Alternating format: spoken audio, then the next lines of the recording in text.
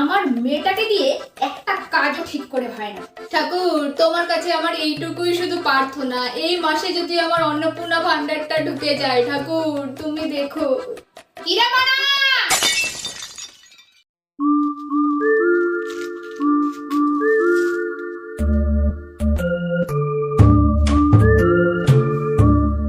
জয় রাধে গোবিন্দ গোপাল বনমলে, শ্রীরাধার প্রাণ বন মুকুন্দ মুরালি। তুমি সকলকে রক্ষা করো। ঠাকুর, তোমার কাছে আমার এইটুকুই শুধু প্রার্থনা, এই মাসে যদি আমার অন্নপূর্ণা ভান্ডারটা ঢুকে যায়। ঠাকুর, তুমি দেখো। আমার সহায় যেন সারা জীবন আমার কাছে থাকে।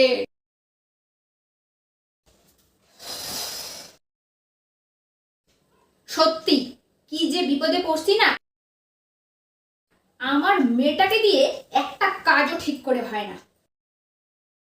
মানে যত রাজ্যের জ্বালা হয়েছে সব আমার। একটা কাজ করতে বললে ওকে, ও যে কত রাজ্যের কাহিনী আমাকে শোনাবে তা বলার বাইরে। ওর কপালে দুঃখ আছে আজকে। ওকে আমি পড়াশোনা শিখাইছি কিসের জন্য? আজকের দিনটা দেখার জন্য? ওর তো আজকে মজা আমি দেখাবই। ওর বহুত তেল বাড়ছে না। মনা, কিরে মনা, তোর কি ঘুম এখনো ভাঙলো না? আমি কি যাব? কি হলো নাকি?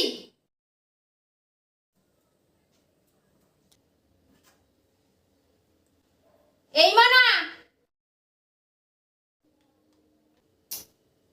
কি রে, কি হলো? ও, কথাখানে যাচ্ছে না? ধ্যান, চুপ করো তো। তোর সাথে আমার অনেক জরুরি কথা আছে। মা কি বললো? জরুরি কথা? কালকে তো আমি রাহুলের সাথে ঘুরতে গেছিলাম, ওটা পাড়ার কুটনি বুড়ি মাকে এসে বলে যায়নি তো? হায় রে, কি যে বিপদে পড়লাম আমি আজকে। আমার তো আজকে আর রক্ষা নেই। ভগবান আমাকে একটু রক্ষা করো। ওর শিগগিরই জ্বালাবে। এই আমি চললাম। 10 গুনতে গুনতে যদি তুই না উঠিস তাহলে দেখিস।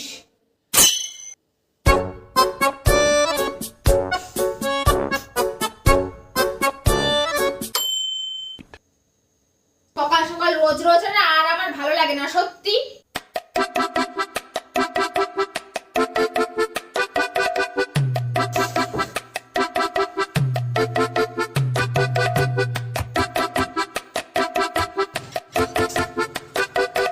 আসুন মহারানী, আসুন।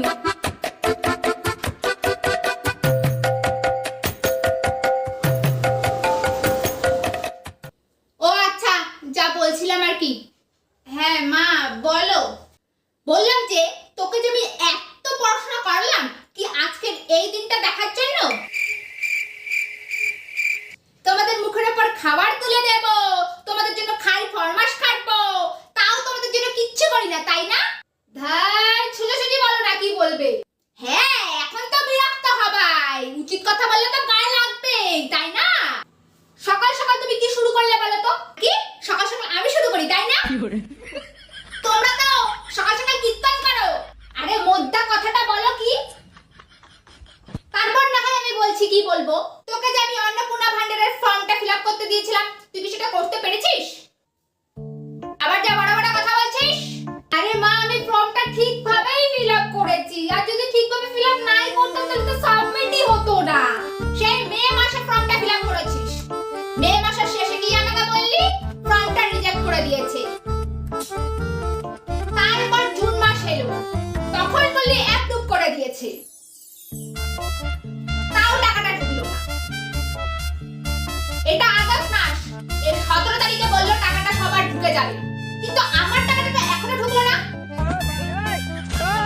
আজকে প্রায় 19 তারিখ হয়ে গেল। আমি কি বলবো বলেতে?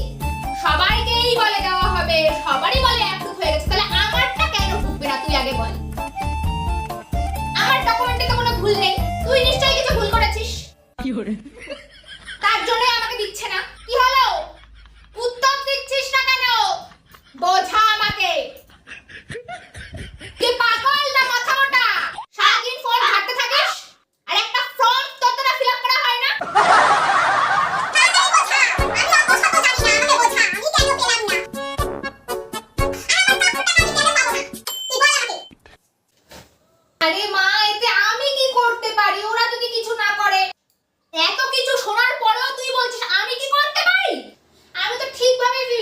বলছি।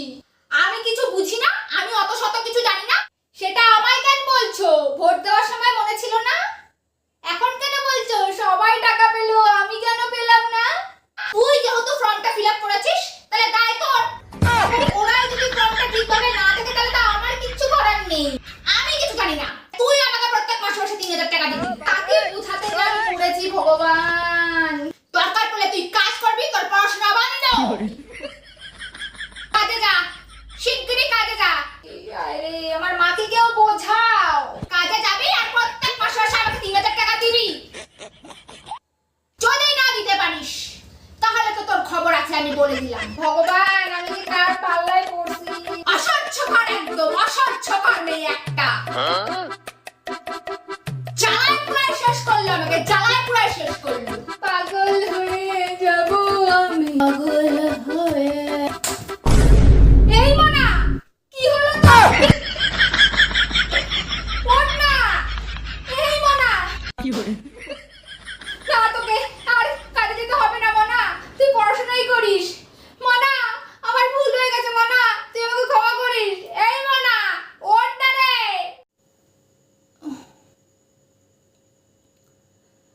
এই সত্যি বলছো মা?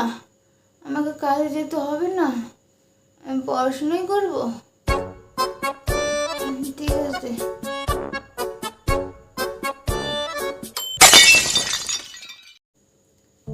এই যে শুভেন্দু কাকু, আপনি দেখছেন তো আপনি টাকা দিচ্ছেন না বলে আমাদের পাবলিকদের কত প্রবলেম ফেস করতে হচ্ছে। দয়া করে এইবারের মতন টাকাটা দিয়ে দিন প্লিজ প্লিজ প্লিজ। ধন্যবাদ।